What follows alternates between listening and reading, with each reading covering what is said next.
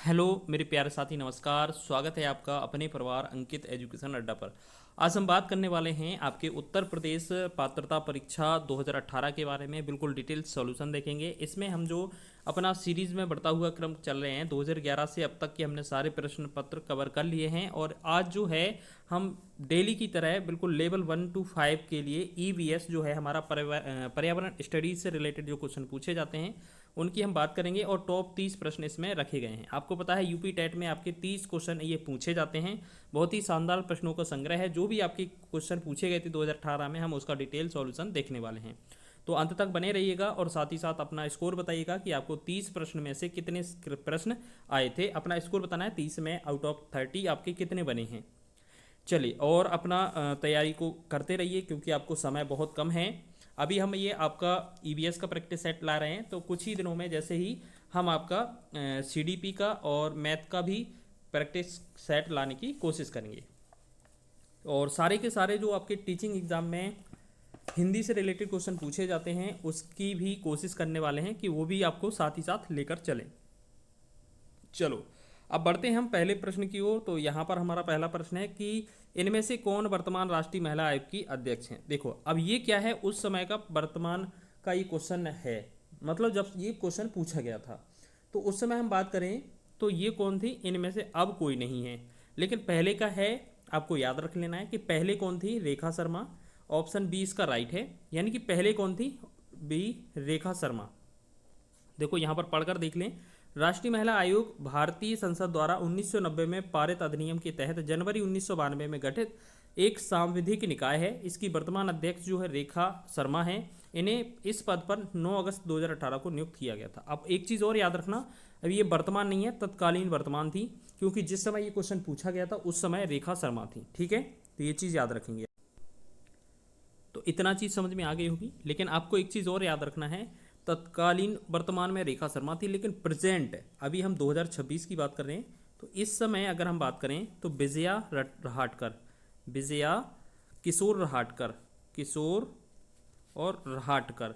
क्योंकि आपको याद रखना है जो भी आपका करंट अफेयर है उससे रिलेटेड क्वेश्चन बन सकता है, एक या दो, तो आपको याद रखना। और ये सुपर टेट में भी सेम क्वेश्चन पूछा गया था, उसमें भी आंसर हमारा क्या था, रेखा शर्मा था। लेकिन प्रेजेंट में आपको यही याद रख लेना है। चलो आगे बढ़ते हैं, सेकंड क्वेश्चन की बात करते हैं। तो लोकसभा और राज्यसभा की संयुक्त बैठक किसके द्वारा आहूत की जाती है, बुलाता कौन है। राष्ट्रपति, लोकसभा के अध्यक्ष, संसद, या आपको बात करेंगे राज्यसभा के सभापति। तो इनमें आपका राइट आंसर जो होगा वो होगा ऑप्शन नंबर ए, राष्ट्रपति बुला सकता है। यानी कि आपको बताएं, जो राष्ट्रपति है वो संयुक्त बैठक बुला सकता है, रोक सकता है, स्थगित कर सकता है। ठीक है, ये चीज़ याद रखना।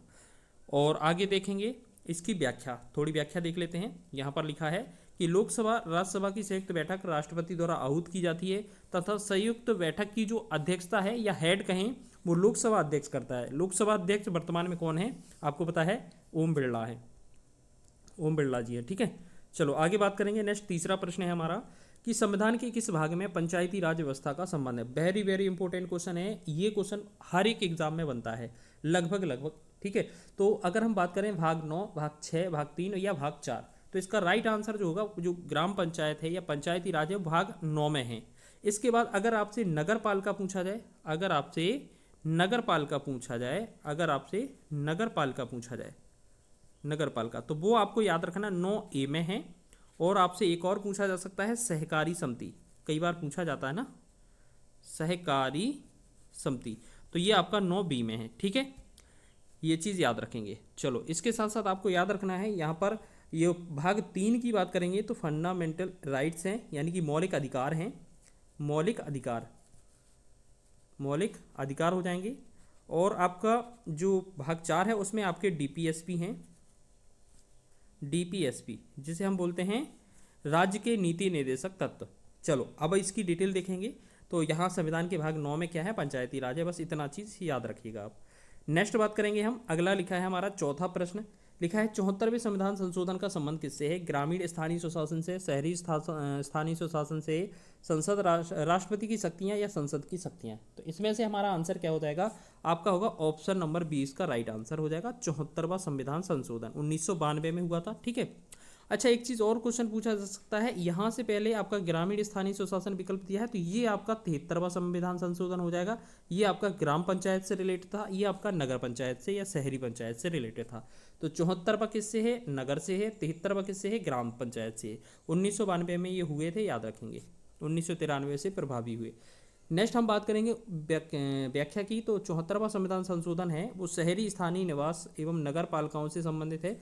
इस संशोधन के अंतर्गत पंचायत, नगर परिषद एवं नगर जैसी संस्था में 33% जो आरक्षण है इन्हें दिया गया है। चलिए नेक्स्ट क्वेश्चन की बात करें। 5वां क्वेश्चन है, किस गैस को वर्षा के पानी में घुलने से वर्षा का पानी अम्लीय हो जाता है? हाइड्रोजन परऑक्साइड या हाइड्रोजन मोनोऑक्साइड, कार्बन डाइऑक्साइड या सल्फर डाइऑक्साइड? तो इसका आंसर जो होगा वो हो जाएगा sulphur dioxide. Option number D इसका राइट आंसर हो जाएगा। चलिए आगे बढ़ते हैं नेक्स्ट क्वेश्चन की ओर। चलो इसमें हम डिटेल देखते हैं। सल्फर डाइऑक्साइड गैस वर्षा के पानी में घुलने के से वर्षा का पानी अम्लीय हो जाता है। चलो आगे बात करेंगे। भारतीय संविधान में विधि का शासन का जो विचार है वो कहाँ से लिया है? अमेरिका से, इंग्लैंड से, स्विट्जरलैंड से या आयरलैंड से? तो इसका जो आंसर हो जाएगा वो हो जाएगा हमारा इंग्लैंड से। ऑप्शन नंबर बी इसका राइट आंसर हो जाएगा। चलिए इसकी थोड़ी व्याख्या देख लेते हैं। चलो यहाँ पर लिखा है कि भारतीय संविधान में विधि का शासन इंग्लैंड से लिया गया। ब्रिटेन से अन्य स्रोत तो देख लीजिए, जैसे संसदीय शासन प्रणाली बहुत ही महत्वपूर्ण है, और एकल नागरिकता याद रखेंगे, बहुत ही महत्वपूर्ण है, इंपॉर्टेंट हो जाएगा आपका क्वेश्चन। नेक्स्ट है आपका 7वां क्वेश्चन कि लोकसभा के चुनाव हेतु अधिसूचना कौन जारी करता है? भारत का निर्वाचन आयोग, राष्ट्रपति, गृह मंत्रालय या लोकसभा सचिवालय? तो इसका जो आंसर होगा वो हो जाएगा आपका ऑप्शन नंबर ए, भारत का निर्वाचन आयोग। ठीक है, भारत का निर्वाचन आयोग याद रखेंगे। ऑप्शन नंबर ए इसका राइट आंसर हो जाएगा। आगे बढ़ेंगे, इससे पहले हम इसकी डिटेल देखेंगे कि भारत का निर्वाचन आयोग लोकसभा के चुनाव हेतु अधिसूचना जारी करता है तथा आकाशवाणी पर चुनाव प्रसार की सुविधा दिलवाता है। आगे देखेंगे। नेक्स्ट है 8वां प्रश्न कि लोकसभा की कार्यवाही के प्रथम घंटे को क्या कहा जाता है? सार्वजनिक काल, विशेषाधिकार, शून्यकाल या प्रश्नकाल? तो इसमें हम बात करेंगे, इसका राइट आंसर हो जाएगा प्रश्नकाल, इसका सही आंसर हो जाएगा। इसकी व्याख्या देखेंगे हम। थोड़ी सी व्याख्या है कि लोकसभा में कार्यवाही का पहला घंटा जो 11 से 12 बजे तक है इसे प्रश्नकाल कहा जाता है, जबकि राज्यसभा में कार्यवाही के पहले घंटे को शून्यकाल, 0 आवर कहते हैं। और प्रश्नकाल में सांसद विभिन्न सूचीबद्ध मुद्दों पर प्रश्न करते हैं, जिसकी शुरुआत राज्यसभा में 12 बजे से होती है। तो इस प्रकार डिटेल देखिएगा। चलिए इसी प्रकार सारे क्वेश्चनों की डिटेल है, आपको याद रख लेना है। वर्षा जल संग्रहण क्या है? प्रयुक्त जल का संग्रह और भंडारण, वर्षा जल का जमाव और भंडारण, पानी का वितरण या उपरोक्त में से कोई नहीं? तो आपको पता है लग ही रहा होगा कि वर्षा का संग्रहण, वर्षा के जल को इकट्ठा करना, तो ऐसा तो एक ही लग रहा है कि वर्षा का जल जमाव और भंडारण। तो ये आपका बी ऑप्शन इसका राइट आंसर हो जाएगा। चलिए इसकी व्याख्या देखते हैं थोड़ी सी। लिखा है कि वर्षा जल का जमाव और भंडारण वर्षा जल संग्रहण कहलाता है। बस चलिए आगे बढ़ें। नेक्स्ट क्वेश्चन है, भारतीय गैंडा कहाँ संरक्षित है? मतलब गैंडे से संबंधित जो पार्क होगा उसका अवस्थिति बताना है। Corbett national park, Kaziranga national park, Bandipur राष्ट्रीय उद्यान और गिर राष्ट्रीय उद्यान?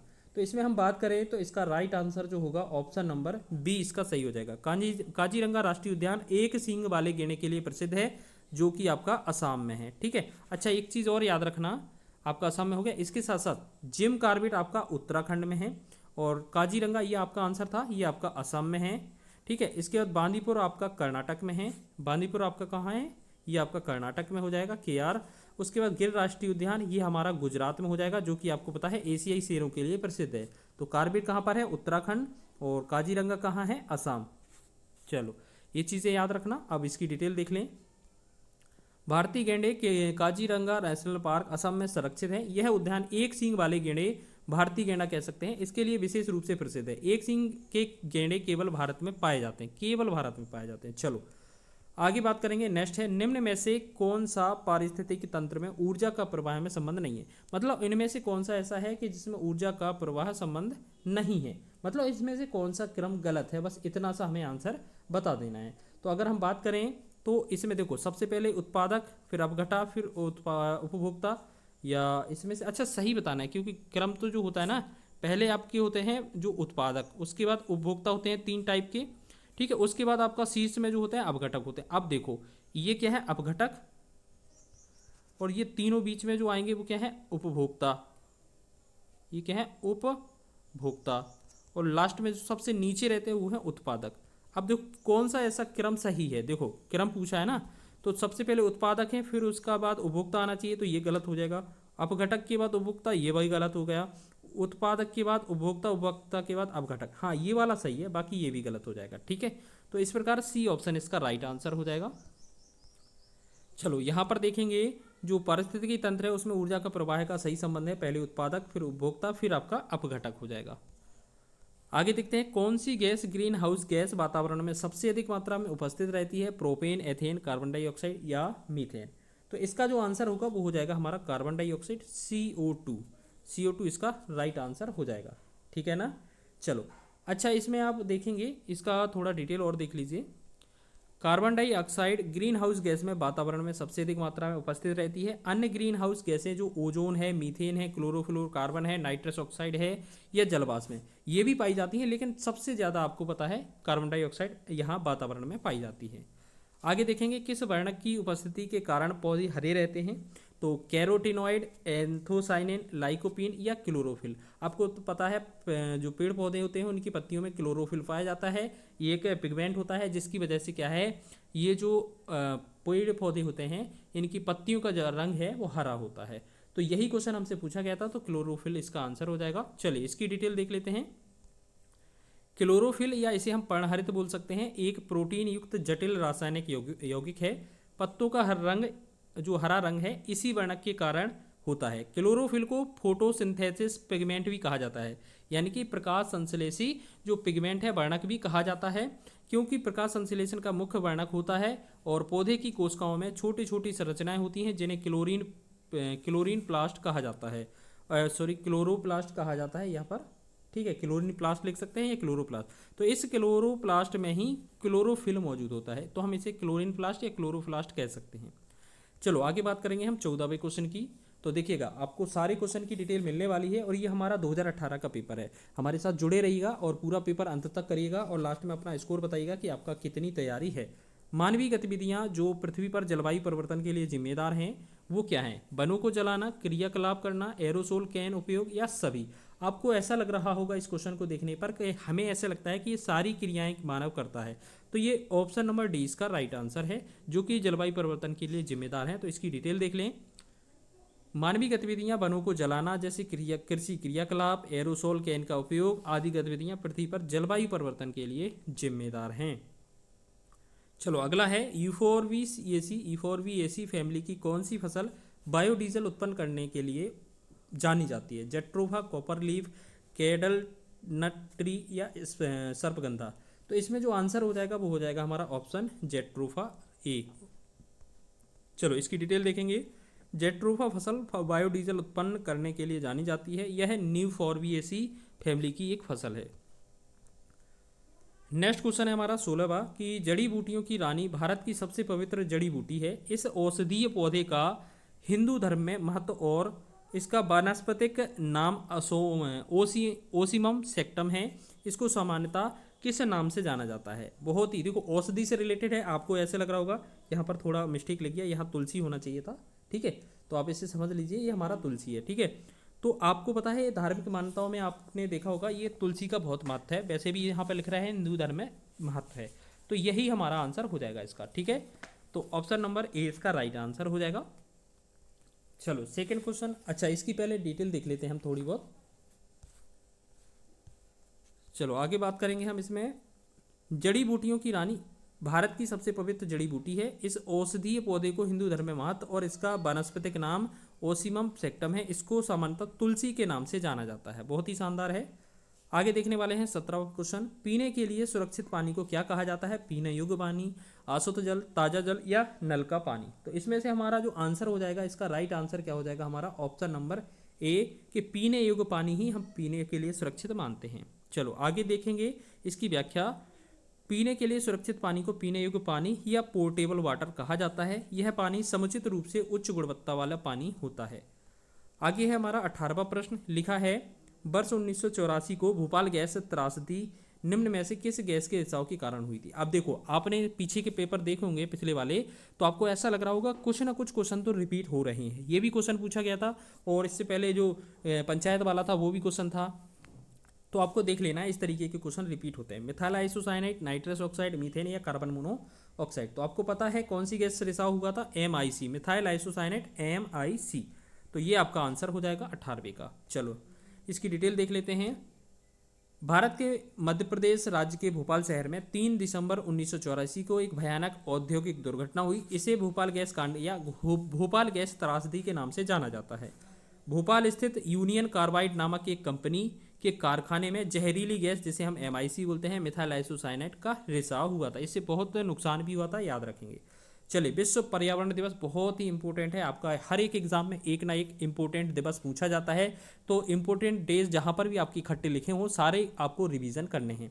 तो विश्व पर्यावरण दिवस कब मनाया जाता है, 2 दिसंबर, 16 सितंबर, 5 जून या 11 जुलाई। तो इसमें हमारा आंसर क्या हो जाएगा, जल्दी से बताएं इसका आंसर क्या होगा। तो आपको पता है विश्व जो पर्यावरण दिवस है वो 5 जून को मनाया जाता है। ऑप्शन नंबर सी इसका सही होगा। और बात करेंगे 16 सितंबर की, तो 16 सितंबर को आपका कौन सा मनाया जाता है, ओजोन दिवस। ठीक है, O3 ओजोन दिवस मनाया जाता है।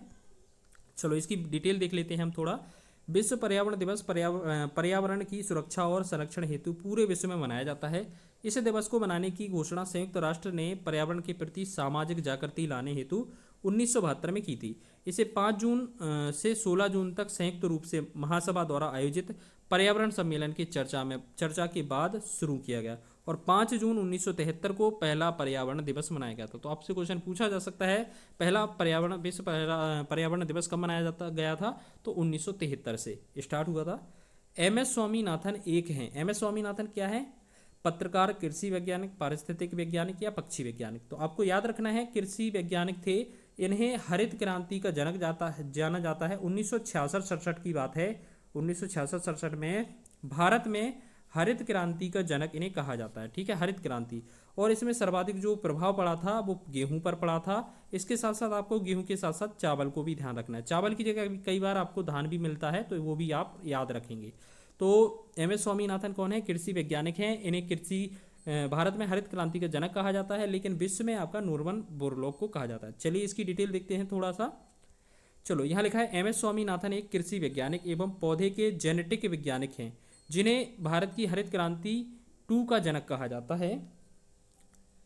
और स्वामीनाथन को विज्ञान एवं अभियांत्रिकी के क्षेत्र में, तो देखो ये 2 तो मिस्टेक हो गया, चलो इतने ऐसे लिख देंगे। अभी इन्हें विज्ञान एवं अभियांत्रिकी के क्षेत्र में भारत सरकार द्वारा 1972 में पद्म भूषण से भी सम्मानित किया गया था। तो याद रखना हरित क्रांति के जनक कौन है। Wild life institute of India WII कहाँ स्थित है, तो अगर हम इसकी बात कर रहे हैं तो इसका जो राइट आंसर हो जाएगा ऑप्शन नंबर डी, देहरादून में स्थित हो जाएगा, ऑप्शन नंबर डी। चलो अब इसकी थोड़ी डिटेल देखते हैं, डिटेल भी महत्वपूर्ण है कि wild life institute of India की स्थापना मई 1982 में जलवायु परिवर्तन एवं पर्यावरण वन मंत्रालय भारत सरकार द्वारा की गई थी। इसका मुख्यालय जो है, हेडक्वार्टर, वो है देहरादून के चंद्रावानी नामक स्थान पर है। चलो इतना याद होंगे। और वन रिपोर्ट भी यहीं से प्रस्तुत की जाती है, उत्तराखंड से, देहरादून से। 22वां क्वेश्चन है कि प्रकाश संश्लेषण के दौरान हरे पौधे निम्न में से किसे सोख लेते हैं, helium, nitrogen, carbon dioxide, oxygen. आपको पता है जो ऑक्सीजन होती है मनुष्य ग्रहण करता है और कार्बन डाइऑक्साइड निकाल देता है, लेकिन पेड़ पौधे क्या करते हैं, हरे पेड़ पौधे वो कार्बन डाइऑक्साइड गैस को सोखते हैं और बदले में हमें ऑक्सीजन देते हैं। तो ये हमारा सी ऑप्शन इसका राइट आंसर हो जाएगा। 22 का सी ऑप्शन इसका सही है। चलिए थोड़ी डिटेल देखेंगे इसकी अच्छे से। देखो यहाँ प्रकाश संश्लेषण एक ऐसी प्रक्रिया है जिसमें पौधे जो हैं सूर्य के प्रकाश की मौजूदगी में अपने पत्तों और हरे भागों में मौजूद क्लोरोफिल की सहायता से पानी और कार्बन डाइऑक्साइड को संश्लेषित करके अपने भोजन को तैयार करते हैं। पानी और CO2 कच्चे माल के रूप में उपयोग किए जाते हैं, जबकि पेड़ पौधों का यह भोजन सुक्रोज, ग्लूकोज और स्टार्च के रूप में रहता है। बाद में ये क्या है, निष्कासित करते हैं ऑक्सीजन गैस को, जो मानव के लिए उपयोगी होती है। अपशिष्ट उत्पादों को खाने वाले जीवों को क्या कहा जाता है, मृतक भक्षी, शाक भक्षी, मांस भक्षी या रसायन भक्षी। तो इसमें से हमारा आंसर क्या हो जाएगा, देखो अपशिष्ट का मतलब है सड़े गले, मरे वाले, बचे वाले, तो इन्हें मृतक भक्षी कहते हैं। ऑप्शन नंबर ए इसका राइट आंसर हो जाएगा। चलो यहाँ पर डिटेल देखते हैं। मृतक भक्षी जो है, अपघटक कह सकते हैं इन्हें हम। अपघटक या मृतक मक्षी कीड़े मकोड़े, जीवाणुओं और कवक जैसे छोटे प्राणी होते हैं जो मृत कार्बनिक सामग्री को और छोटे कणों में अंततः सरल पदार्थों में विघटित करते हैं। अपघटन प्रकृति की एक महत्वपूर्ण प्रक्रिया होती है ठीक है, तो ये याद रखना। चलो आगे बात कर लेते हैं, तप्त भौम जल से किस प्रकार की ऊर्जा प्राप्त होती है? जल विद्युत ऊर्जा, सौर ऊर्जा, या भूतापी ऊर्जा, या नाभिकीय ऊर्जा? तो इसमें से हमारा आंसर हो जाएगा भूतापी ऊर्जा, ऑप्शन नंबर सी इसका राइट आंसर हो जाएगा। चलिए देखते हैं डिटेल कि भूतापी ऊर्जा जो है, इस ऊर्जा को जियोथर्मल पावर कहते हैं। यह वह ऊर्जा है जिसे पृथ्वी में संग्रहित ताप से निकाला जाता है। यह भूतापी ऊर्जा ग्रह के मूल गठन से, खनिज के रेडियोधर्मी क्षय से और सतह पर अवशोषित और सौर ऊर्जा से उत्पन्न होती है। चलो आगे बढ़ते हैं। 16 घास के मैदान कहाँ पाए जाते हैं? पश्चिमी घाट में, हिमालय में, पूर्वी में, या विंध्याचल में? तो इसका जो आंसर हो जाएगा, 16 घास के मैदान पश्चिमी घाट में पाए जाते हैं, ऑप्शन नंबर ए इसका राइट आंसर हो जाएगा। तो इसमें ज़्यादा डिटेल है नहीं, तो आपको याद रखना है जो 16 मरुस्थल है या 16 घास के मैदान हैं वो पश्चिमी भाग में, और ये कहाँ, भारत में पाए जाते हैं बस। चलो भारत में है, ये याद रखेंगे। आगे देखते हैं, नेक्स्ट है हमारा, भारत में पेलिकन जो पक्षी हैं इनका प्रजनन करते हैं, ये कहाँ पर इनका केंद्र बनाया हुआ है? नेलापट्टू, कुथनकुलम, कोक्कारे बेलूर, या उपर्युक्त सभी? तो इसकी बात करेंगे तो नेलापट्टू, कुथनकुलम, कोक्कारे बेलूर, ये सभी जगह इन जो भारत में पेलिकन पक्षी हैं इनका प्रजनन केंद्र बनाया गया है।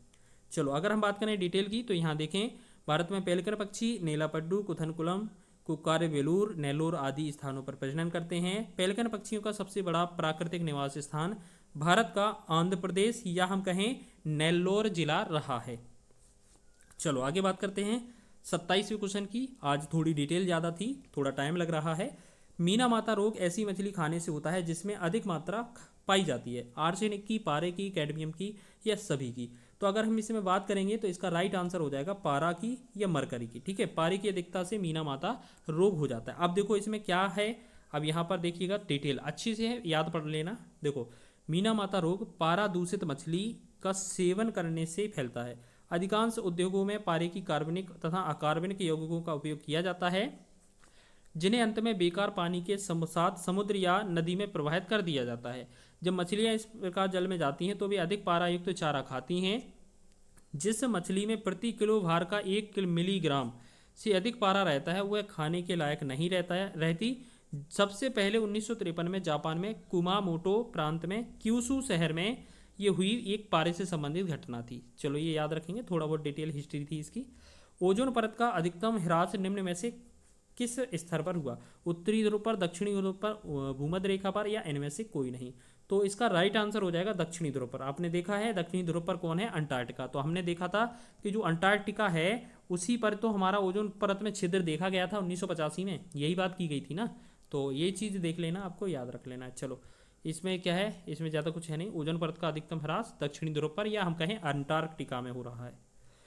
इनमें से कौन भारत का प्रथम मुख्य न्यायाधीश था? देखो फर्स्ट जो है मुख्य न्यायाधीश की बात की जा रही है। एम पतंजलि शास्त्री, मेहर चंद्र महाजन, हीरालाल जी कानियान, और एच जे कानिया कह सकते हैं, या एस आर दास? तो हम इसकी बात करेंगे, इसमें 29 का राइट आंसर हो जाएगा हमारा ऑप्शन नंबर सी, हीरालाल जे कानिया।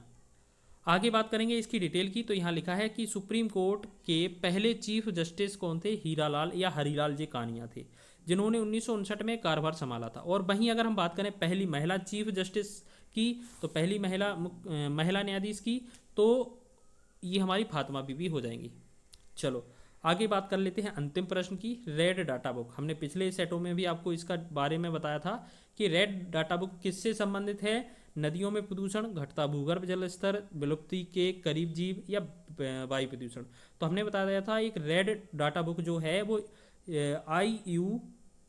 IUCN इसके द्वारा जारी की गई एक पुस्तक है। इसमें क्या होता है, जो विलुप्त किए गई प्रजाति हैं, जीव जंतु हैं, पेड़ पौधे हैं, वनस्पतियां हैं, उनके बारे में बताया जाता है।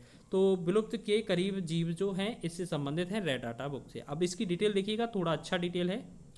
चलो, दुनिया की प्राकृतिक संरक्षण की अंतर्राष्ट्रीय संस्था, जिसे हम IUCN कह सकते हैं, इसका फुल फॉर्म हो जाएगा international union for conservation of nature, ने अपने अधीनस्थ जो सर्वाइवल सर्विस कमीशन संस्था के द्वारा एक विशेष प्रकार की लाल किताब का प्रकाशन किया, जिसमें दुनिया के सभी प्रकार के जीवों की जानकारी है। दुनिया की प्रथम रेड डाटा बुक जो है वो 1 जनवरी 1972 को प्रकाशित हुई थी। अब तक 5 रेड डाटा बुक प्रकाशित हो चुकी हैं। तो देखिए पांचों बुक देख लीजिए कौन कौन सी हैं। प्रथम बुक जो प्रकाशित हुई थी वो स्तनधारियों के लिए, दूसरी बुक पक्षियों के लिए, तीसरी बुक मरुस्थली उभयचर के लिए, चौथी बुक मछलियों के लिए, पांचवी बुक पौधे या वनस्पतियों के लिए। तो हम बात करें रेड डाटा जो बुक है वो कितना जीव जंतु और वनस्पतियों से रिलेटेड है, उसके संकटग्रस्त से रिलेटेड है, उसके बारे में बताती है। तो यहाँ पर हम बात करेंगे, यहाँ जो गुलाबी सिलवारी बतख है ठीक है, काले हिरण हैं या इस तरीके और भी जीव जंतु हैं वो यहाँ पर विलुप्त की प्रजाति हैं या विलुप्त होने के कगार पर हैं, तो उन्हें इनको इनमें शामिल किया गया है। तो इस प्रकार आपने कितना 30 क्वेश्चन का सॉल्यूशन देखा है बहुत ही अच्छे तरीके से, और ये 2018 का पेपर था। ठीक है, तो इसी तरीके से हम 2019 और 2021 का पेपर भी करने वाले हैं। हमारे साथ बने रहिएगा और साथ ही साथ अपना स्कोर कमेंट में आपको करके जाना है कि कितना आपने स्कोर किया है। तो बताइएगा, वीडियो अच्छा लगा है तो वीडियो को लाइक करें, शेयर करें, चैनल पर नए हैं तो चैनल को सब्सक्राइब कर लें। मिलते हैं नेक्स्ट वीडियो में, तब तक के लिए जय हिंद। उत्तर प्रदेश शिक्षक पात्रता परीक्षा 2021। अभी इस आप कहेंगे ये रिपीट कैसे हो गया है, तो ये कौन सा है, जो प्राथमिक परीक्षा हुई थी 1 to 5 और इसी पेपर के दौरान जो है ना पेपर कैंसिल करा दिया गया था, जो 28 नवंबर को हुई थी। उसके बाद जो है ना जनवरी में आयोजित हुई थी दोबारा से। तो ये कौन सा पेपर है जो आपका निरस्त कर दिया गया था। तो इसके भी क्वेश्चन देख लीजिएगा। निम्न में से कौन सा थार्नडाइक द्वारा दिया गया अधिगम का मुख्य नियम नहीं है। तो अधिगम के मुख्य 3 नियम दिए हैं थार्नडाइक ने, अभ्यास का नियम, तत्परता का नियम, प्रभाव का नियम। तो ये अभिवृत्ति का नियम हमारा मूल नियम नहीं है। ठीक है, ये गौण नियम हो जाएगा। तो इस प्रकार हमारा डी ऑप्शन इसका राइट हो जाएगा। नेक्स्ट है हमारा कोहलर तथा कोफका के अनुसार सीखना क्या है। कोहलर तथा कोफका है या गेस्टाल्टवादी हैं। इन्होंने कहा था कि जो व्यक्ति है वो सूझ के द्वारा सीखता है। तो सबसे पहले पूरी समस्या का पहचानता है, उसके बाद सूझ आती है, तो सूझ के द्वारा वो सीखता है। तो ऑप्शन सी इसका राइट आंसर हो जाएगा। इसमें इन्होंने जो है, अब आगे देखेंगे। चलो, सामाजिक निर्माणवाद के जनक कौन है। तो इसका राइट आंसर हो जाएगा आपका बायगोत्स्की हैं। ठीक है, चलो नेक्स्ट क्वेश्चन है हमारा, निम्न में से कौन विकास की विशेषता नहीं है। संचयी होना, दिशात्मक होना, विशिष्ट होना या अनियंत्रित एवं स्वतंत्र होना। तो इसका राइट आंसर हो जाएगा, ये वाला थोड़ा अजीब लग रहा है तो ये आंसर हो जाएगा। हेरिडिटी जीनियस ये पुस्तक का नाम है। इस पुस्तक के लेखक कौन हैं। अब देखो, जीनियस लोग जो होते हैं इसकी ट्रिक बता रहे हैं। हेरिडिटी जीनियस का मतलब जीनियस जो लोग होते हैं उनकी जो बात है वो टन में होती है। टन जानते हैं ना, माप तौल में। यानी कि जो जीनियस लोग होते हैं उनकी जो बात है वो टन में होती है। टन का मतलब हो जाएगा आपका गाल्टन। तो ऑप्शन बी इसका राइट आंसर हो जाएगा। आगे देखेंगे नेक्स्ट हमारा क्वेश्चन, संज्ञानात्मक संप्राप्ति का न्यूनतम स्तर क्या है। बोध, ज्ञान, अनुप्रयोग या मूल्यांकन। तो इसका राइट आंसर हो जाएगा आपका ज्ञान, इसका सही हो जाएगा। ऑप्शन बी इसका सही हो जाएगा। और हाँ, आपको अगर सीडीपी एक दिन में पूरा रिवीजन करना है छोटे छोटे वीडियो के माध्यम से, तो हमने इसी चैनल पर प्ले लिस्ट बनाया हुआ है सीडीपी का। आप देखेंगे तो वहाँ पर आपको 10-10 मिनट के वीडियो मिल जाएंगे, हर एक टॉपिक को कवर कराया गया है। उसमें 25+ नंबर आप ला सकते हैं, जल्दी से देखेंगे। चलो आगे देखेंगे, सूक्ष्म शिक्षण का अंतिम सोपान है प्रतिपुष्टि, पुनः योजना, पुनः प्रतिपुष्टि या शिक्षण। तो इसका राइट आंसर हो जाएगा आपका ऑप्शन सी, पुनः प्रतिपुष्टि। आगे देखेंगे, गिलफोर्ड के अनुसार अपसारी चिंतन में आवश्यक होता है। तो इसका राइट आंसर क्या हो जाएगा, श्रेणीकरण, विचार प्रवाह, अंकगणितीय तर्क या एक समाधान। तो इसका राइट आंसर क्या हो जाएगा हमारा ऑप्शन बी, विचार प्रवाह है। आगे देखेंगे नेक्स्ट क्वेश्चन है हमारा, मानसिक उद्वेलन विधि के प्रतिपादक कौन है। तो इसका राइट आंसर हो जाएगा आपका ऑप्शन बी, ओसबोर्न है। ऑप्शन बी इसका सही हो जाएगा। नेक्स्ट है, प्रासंगिक अंतर्बोध परीक्षण से कौन संबंधित है। C De Morgan, HA Muir, A और बी दोनों, या JL मोरेना। तो अगर हम बात करेंगे इसकी तो राइट आंसर हो जाएगा ए और बी दोनों हैं। नेक्स्ट देखेंगे, अगला क्वेश्चन है, सृजनात्मक चिंतन की प्रथम अवस्था क्या कहलाती है। तो इसमें राइट आंसर हो जाएगा आपका आयोजन कहलाता है। ऑप्शन ए इसका राइट आंसर हो जाएगा। उद्दीपक अनुक्रिया का सिद्धांत आपको देखना है, तो ये क्या है, SR थ्योरी है। तो अभी हमने पीछे बताया था जो स्टिमुलस और रिस्पॉन्स इनका जो थ्योरी है ये किसने दिया था। तो इसका राइट आंसर हो जाएगा आपका थॉर्नडाइक ने दिया था। चलो आगे देखेंगे, नेक्स्ट क्वेश्चन है हमारा, कौन से कारक अधिगम को प्रभावित करते हैं। तो इनमें से कौन कौन से, व्यक्तिगत कारक, वातावरण संबंधी कारक, सामाजिक कारक और सभी। तो देखो सभी ऑप्शन है तो ज़्यादातर यही आपको लगाना है। बहुबुद्धि का सिद्धांत है वो किसने दिया था, पियाजे ने, और ब्रूनर ने, गार्डनर ने या बायगॉत्स्की ने। तो अगर हम बात करेंगे जो बहुबुद्धि का मतलब है बहुत बुद्धि। इसकी ट्रिक बता रहे हैं, बहुत बुद्धि हमें कहाँ मिलती है, जब हम टहले जाते हैं गार्डन में। कहाँ जाते हैं, गार्डन में। जब हम टहले जाते हैं वहाँ हरी घास होती है, ठीक है, बिना चप्पल या जूते के चलते हैं वहाँ पर, तो हमें क्या है ज़्यादा बुद्धि आती है। तो ये समझ लिए बहुबुद्धि का जो सिद्धांत है वो किसने दिया था, आपको याद रखना है, हार्वर्ड गार्डनर ने। तो ऑप्शन सी इसका राइट आंसर हो जाएगा। नेक्स्ट है हमारा स्पीयरमैन ने क्या दिया था। तो स्पीयरमैन ने क्या दिया था, इसका राइट आंसर हो जाएगा आपका बुद्धि का द्विकारक सिद्धांत। चलो आगे देखेंगे। नेक्स्ट है हमारा प्रोजेक्ट विधि संबंधित है। तो प्रोजेक्ट विधि के जनक कौन थे, तो इसका राइट आंसर हो जाएगा आपका किलपैट्रिक। ऑप्शन ए इसका राइट आंसर हो जाएगा। सारी विधियों को भी हमने वहाँ पर कवर कराया है, आप प्लेलिस्ट में जाएंगे तो सारे छोटे छोटे वीडियो आपको मिल जाएंगे। चलो 17वां क्वेश्चन है हमारा कि पाठ योजना में छात्र के पूर्व अधिगम से संबंधित है। तो इसका राइट आंसर हो जाएगा प्रस्तावना पक्ष होता है। आगे देखेंगे। नेक्स्ट 18वां क्वेश्चन है गलत वाक्य को चुने। तो इसमें से गलत वाक्य को चुनना है। 18वां क्या हो जाएगा, छात्र सबसे अच्छा स्वाभाविक वातावरण में सीखते हैं। ठीक है, चलो आगे देखेंगे। संविधान के किस संशोधन से शिक्षा के अधिकार पर बल दिया गया है। तो आपने देखा होगा जो शिक्षा का अधिकार है वो 21 है, वो 86वें संविधान संशोधन के द्वारा जोड़ा गया था। ठीक है ना, 86वें संविधान संशोधन के द्वारा जोड़ा गया था। तो इसका राइट आंसर ऑप्शन बी इसका सही हो जाएगा। आगे देखेंगे शिक्षण के कार्य में सम्मिलित हैं। तो शिक्षण के कार्य में क्या क्या सम्मिलित होता है, देखो जब तक ऑप्शन सभी मिल जाए तो हमें वही लगाना है, ज़्यादातर आंसर यही निकलता है। तो मूल्यांकन हो गया, उपचारात्मक हो गया, निदानात्मक, ये सभी कार्य इसके हो जाएंगे। शिक्षण सबसे कम प्रभावशाली होगा जब, तो सबसे कम प्रभावशाली कब होगा, जब जब क्या क्या कंडीशन होंगी, देखो शिक्षक एकाधिकारवादी होगा, गलत है। तो ये विद्यार्थी निष्क्रिय होगा, केवल लिखने पर बल हो। तो हमने क्या होगा, ये सारे नेगेटिव को दर्शाते हैं, है ना। हमसे यही पूछा था कि सबसे कम कैसे होगा, तो हमारा इसमें क्या हो जाना चाहिए, सही इसका राइट आंसर हो जाएगा। ठीक है, चलो नेक्स्ट क्वेश्चन है हमारा भाषा रूपांतरण सिद्धांत है वो किसने दिया था। तो इसका राइट आंसर हो जाएगा नोम चोम्स्की ने दिया था भाषा विकास का सिद्धांत, भाषा रूपांतरण। आगे देखेंगे शारीरिक गठन के संदर्भ में कौन सा सही नहीं है, मेसोफॉर्मिक, एंटोगोनिस्टिक, एक्टोमॉर्फिक या एंडोमॉर्फिक। अगर हम बात करेंगे इसकी तो राइट आंसर हो जाएगा एंटोगोनिस्टिक। नेक्स्ट है हमारा निम्न में अभिप्रेरणा के घटक की पहचान कीजिए। तो इसका राइट आंसर क्या हो जाएगा हमारा आवश्यकता, अंतर्निहित, प्रोत्साहन। तो ये सभी इसके घटक होते हैं अभिप्रेरणा के। चलो मनोविश्लेषणात्मक सिद्धांत के प्रतिपादक कौन थे, सिगमंड फ्राइड, अल्पोर्ट, गिलफोर्ड या बी और सी। तो इसमें हम बात करेंगे, इसका राइट आंसर हो जाएगा आपका ऑप्शन ए, सिगमंड फ्राइड इसके जनक हैं। चलो नेक्स्ट है हमारा निम्न में से कौन स्किनर द्वारा प्रतिपादित अधिगम के सिद्धांत से संबंधित नहीं है, अभिक्रमित अनुदेशन का सिद्धांत या व्यक्तित्व निर्धारित अनुदेशन, त्रुटियों के माध्यम से सीखना, व्यवहार और रूपांतरण के द्वारा। तो अब देखो ये यहाँ पर एक क्यू दिया गया है, जैसे यहाँ त्रुटि के द्वारा सीखना। तो आपने देखा था प्रयत्न एवं भूल का सिद्धांत जो है वो थॉर्नडाइक ने दिया था, तो ये तो दे नहीं सकते फिर, ठीक है ना। तो ये इसका राइट आंसर हो जाएगा, ऑप्शन सी इसका सही हो जाएगा, क्योंकि हमसे नहीं वाला क्वेश्चन पूछा था। अगला क्वेश्चन है विभिन्न योग्यताओं एवं रुचियों वाले विद्यार्थियों हेतु कौन सा मूल्यांकन अधिक उपयोगी रहता है। तो इसमें सतत एवं व्यापक मूल्यांकन इसका राइट आंसर हो जाएगा। नेक्स्ट है हमारा निम्न में से कौन अनुदेशात्मक उद्देश्य से संबंधित है, ब्लूम के वर्गीकरण के संज्ञानात्मक पक्ष से संबंधित नहीं है। तो इसका राइट आंसर हो जाएगा चरित्र निर्माण, ऑप्शन सी इसका सही हो जाएगा। ठीक है, चलो आगे देखेंगे निम्न में से कौन सा शिक्षण का स्तर नहीं है। तो इसका राइट आंसर हो जाएगा आपका मोटिवेशन या अभिप्रेरणा स्तर होता है। नेक्स्ट देखेंगे विकास के मनोसामाजिक सिद्धांत का प्रतिपादन किया गया था। तो इसका राइट आंसर हो जाएगा एरिक्सन के द्वारा, ऑप्शन बी इसका सही हो जाएगा। ठीक है, चलो आगे देखेंगे उत्तर प्रदेश शिक्षक पात्रता परीक्षा। अब बात करेंगे 2019 के पेपर के बारे में। ठीक है, तो प्राथमिक